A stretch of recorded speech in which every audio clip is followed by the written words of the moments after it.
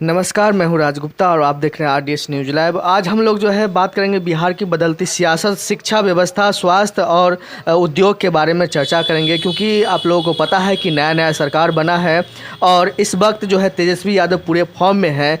इसी सिलसिले में हमारे स्टूडियो में मौजूद हैं एक शिक्षक अभ्यर्थी प्रदीप कुमार जी। तो इनका मैं बहुत बहुत स्वागत करता हूँ आरडीएस न्यूज लाइव में। बहुत बहुत स्वागत है प्रिंस जी। सबसे पहले मैं बोलूँगा कि किसी भी स्टेट की विकास का जो सबसे ज़रूरी मुद्दा होता है वो होता है आपका रोजगार, स्वास्थ्य, उसके बाद उद्योग और शिक्षा। जी बिल्कुल। तो आज का मुद्दा इसी पे है, स्वास्थ्य और शिक्षा हमारा बिहार का कैसे सही होगा। बिल्कुल।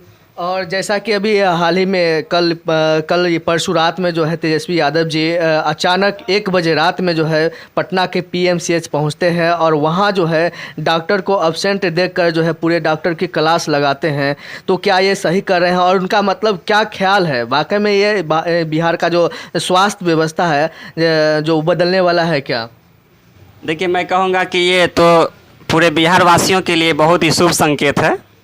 जिस प्रकार से हमारे बिहार के उप मुख्यमंत्री तेजस्वी यादव जी ने रात के 12 बजे जा कर के पीएमसीएच में छापा मारे हैं, वो बहुत ही शुभ संकेत है बिहार वासियों के लिए, क्योंकि बहुत दिनों के बाद हमारे बिहार में ऐसा उप मुख्यमंत्री हुए हैं, जो कोई नेता हुए हैं जो कि अचानक इस प्रकार से जो है छापा मारते हैं और वहाँ के हाल को बताते हैं और वहाँ के अधिकारियों को जो है जो नोटिस देते हैं कि इतना दिन के अंदर आप अपना व्यवस्था को सही कीजिए।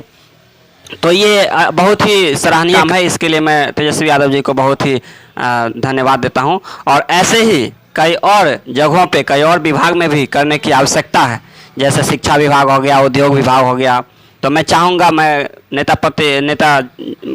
मुख्यमंत्री जी से चाहूँगा कि जो है सो इस प्रकार की जो है सो कार्य को करते रहे और व्यवस्था को बहुत कम समय में अपना जो है पॉलिटिकल कैरियर को देखते हुए बहुत जिस प्रकार से एक्शन में वो हमेशा मतलब बरकरार रखे और बिहार को एक डेवलपमेंट की तरफ लेकर के जाए।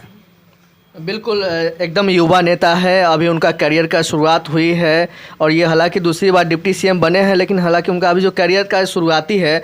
और जैसे ही डॉक्टर से मिले तो उन्होंने मतलब एक वार्निंग भी दे करके आया कि 60 दिनों के अंदर जो शिक्षा स्वास्थ्य व्यवस्था है वो एकदम सुदृढ़ होना चाहिए, कंप्लीट होना चाहिए।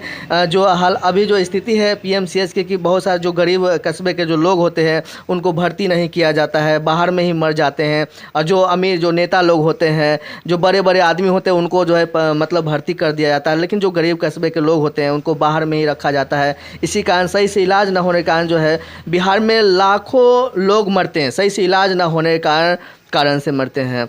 तो इसके बारे में आपका क्या ख्याल है?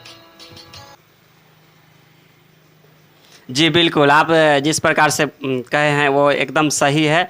और तेजस्वी यादव जी जैसे अचानक रात में छापा मारे पीएमसीएच में और कई वार्डों में जो है सो डॉक्टर की अनुपस्थिति पाई गई, तो ये हर जगह बिहार के हर हॉस्पिटल में मुझे लगता है कि ये चीज़ धांधली चलती है और घूस लिया जाता है।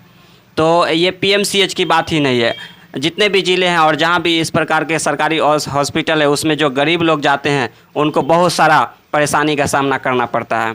तो ये हर एक अधिकारी को इस चीज़ को समझना होगा और हर जगह पे जो है सो इस प्रकार से जो है सो अचानक छापा करना होगा, ताकि हमारे व्यवस्था जो है शिक्षा व्यवस्था या अभी जो हमारा स्वास्थ्य व्यवस्था है उसमें सुधार किया जा सके।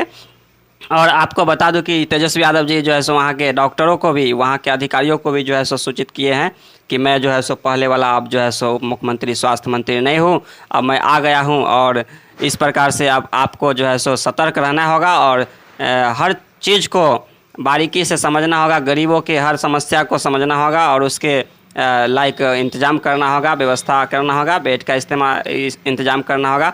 तो ये बहुत ही काफ़ी सराहनीय है तेजस्वी जी का। जी, ये तो स्वास्थ्य व्यवस्था में देखें एकदम पूरे फॉर्म में है तेजस्वी यादव जी और मुझे उम्मीद है कि जो बिहार का स्वास्थ्य व्यवस्था है बिल्कुल बदलेगा। और ये तो स्वास्थ्य व्यवस्था है, अब आते हैं शिक्षा की बात पे। तो जिस प्रकार से स्वास्थ्य के लिए पीएमसीएच पहुँचे तेजस्वी यादव जी, क्या उसी प्रकार से स्कूल भी उन्हें पहुँचना चाहिए?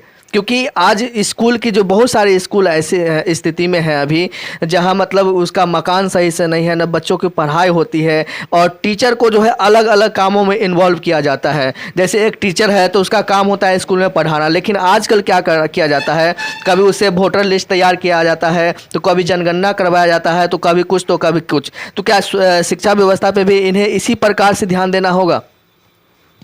जी बिल्कुल, किसी भी राज्य के डेवलपमेंट के लिए एजुकेशन बहुत ही आवश्यक होता है। और आप देख रहे हैं जिस प्रकार से अपने दिल्ली या फिर कई स्टेट में जो है शिक्षा व्यवस्था में बदलाव लाया गया है, तो और बिहार की जो शिक्षा व्यवस्था है वो काफ़ी इस अभी जो है सो एक तरह से दयनीय स्थिति में है। आप स्कूल की व्यवस्था देख लीजिए या फिर आप शिक्षक अभ्यर्थियों की स्थिति को देख लीजिए। आपको बता दूं कि मैं भी एक शिक्षक अभ्यर्थी हूं और मैं 3 वर्षों से जो है सो सीटेट और स्टेट क्वालिफाइड करके मेरिट में आकर के भी जो है सो मैं जो आज तक मैं जो है सो स्कूल में नहीं जा पाया हूं। तो इसमें कहीं ना कहीं जो है सो बिहार की शिक्षा व्यवस्था का ही दोष है।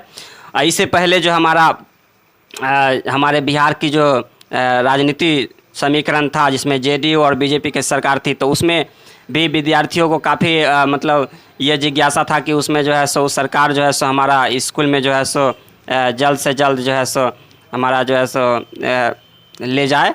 लेकिन अचानक जो है सो रातों रात जो है सरकार बदली और विद्यार्थियों का विद्यार्थी का जो है सो उम्मीद जो है सो बरकरार रहा कि अब जो है सो शिक्षा व्यवस्था में सुधार आ जाएगी।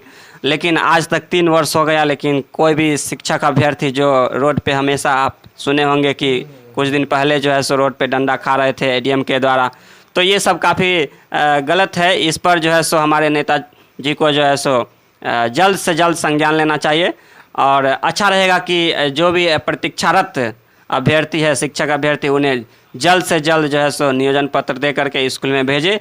और स्कूल की स्थिति विद्यार्थी की उपस्थिति जो है सो शिक्षक की कमी के कारण कम रहती है।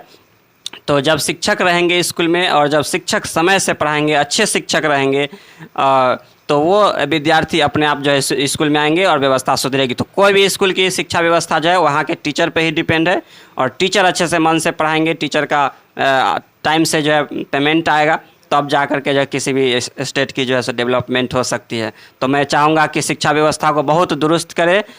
नेता उप मुख्यमंत्री जी से मैं चाहूँगा कि शिक्षा व्यवस्था को काफ़ी दुरुस्त करे और अपनी भागीदारी शिक्षा में भी काफ़ी जोर से रखे, क्योंकि किसी भी राज्य की शिक्षा अच्छी होने से ही उसका विकास संभव है।